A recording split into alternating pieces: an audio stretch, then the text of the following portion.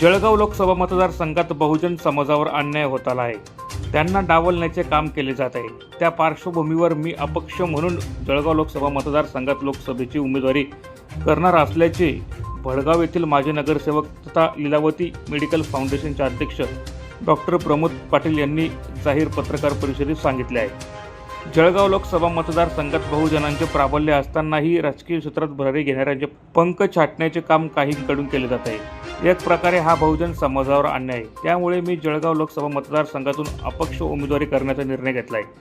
जे नेतृत्व पुढे जाऊ पाहत आहे त्यांना बदनाम करून त्यांचे राजकीय बळी देण्याचे काम केले जात आहे. याशिवाय जळगाव मतदारसंघात गेल्या 30 वर्षांपासून अनेक प्रश्न प्रलंबित आहेत. त्या सोडवण्यासाठीच माझी उमेदवारी असल्याची माहिती पाटील यांनी दिली आहे. पाटील, लीलावती मेडिकल फाउंडेशनचा अध्यक्ष. मी भडगाव आणि पाचोरा या ठिकाणी वैद्यकीय सेवा देतो.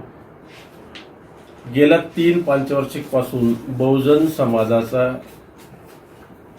उमेदवाराला बदनाम करून त्याचा बळी ठरवला जातोय.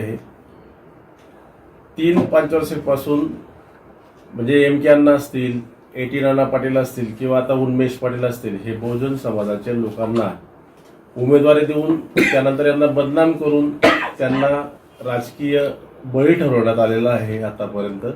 आणि याच्यामुळे जळगाव लोकसभा मतदारसंघामध्ये बहुजन समाजामध्ये प्रचंड असंतोष निर्माण झालेला आहे. आणि या असंतोषापायी आणि अडवलं जाईल म्हणून काही पाण्यासारख्या धरणाचे काम किंवा तापीवरचं जे काम आहे ते गेल्या 20 वर्षापासून रखडलेल्या अवस्थेत आहे. अतिशय संत गतीने चालू आहे. याच्या मागे जर का कोणी दुजाभाव करत असेल तर तुम्ही हे ही जनता खपून का घेते, हा दोष आपल्याकडे असल्यामुळे आपण या गोष्टींना विरोध करत आहोत. तसंच ह्या लोकसभा मतदारसंघामध्ये दगड जरी दिला तरी तो निवडून येईल अशी भूमिका जर का या लोकांची असेल तर मग ह्या लोकांनी ह्या लोकसभा मतदारसंघातील जनतेला मूर्ख समजले का? मूर्ख समजण्याचा त्यांनी जो प्रयत्न केलेला आहे तो चुकीचा आहे, कारण हीच जनता त्यांना धडा शिकवणार आहे.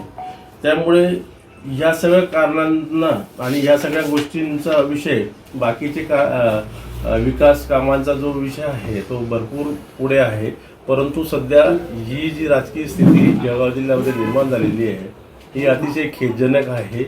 आणि ह्या लोकसभा मतदारसंघामध्ये कुणी मालकी हक्क दाखवू नये आणि असं मालकी हक्क दाखवण्याचा प्रयत्न करत असाल तर जनता तुम्हाला धडा शिकवण्याशिवाय राहणार नाही. आणि या अदृश्य शक्तींच्या विरोधात म्हणा किंवा अशा प्रवृत्तीच्या विरोधात आपल्याला विरोध करायचा असल्यामुळे आपण ह्या लोकसभा मतदारसंघाच्या उमेदवारी करण्याचा निर्णय घेतला आहे.